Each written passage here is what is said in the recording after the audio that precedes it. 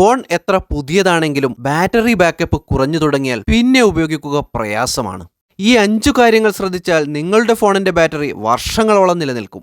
ഒന്നാമത്തെ കാര്യം ചാർജ് 20%-നും 80%-നും ഇടയിൽ നിലനിർത്തുക എന്നതാണ്.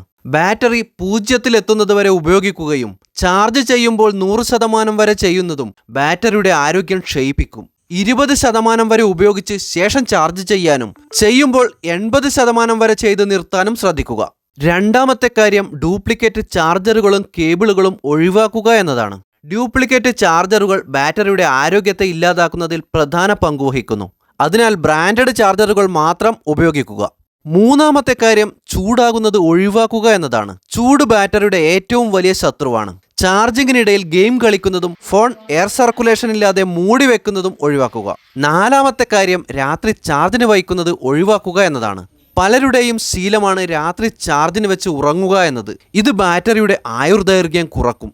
അഞ്ചാമത്തെ കാര്യം ഫോണിലുള്ള ബാറ്ററി സെറ്റിംഗ്സ് ഉപയോഗിക്കുക എന്നതാണ്.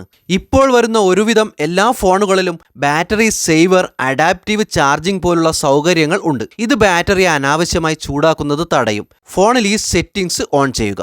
ഇത്രയും കാര്യങ്ങൾ ശ്രദ്ധിക്കുകയാണെങ്കിൽ ഫോൺ ബാറ്ററി എളുപ്പം കേടാവില്ല, ദീർഘകാലം നിലനിൽക്കും. വീഡിയോ ഇഷ്ടമായാൽ ലൈക്ക് ചെയ്യാനും അഭിപ്രായങ്ങൾ കമന്റ് ചെയ്യാനും ആദ്യമായി കാണുന്നവർ കൂടെ കൂട്ടാനും മറക്കേണ്ട. താങ്ക്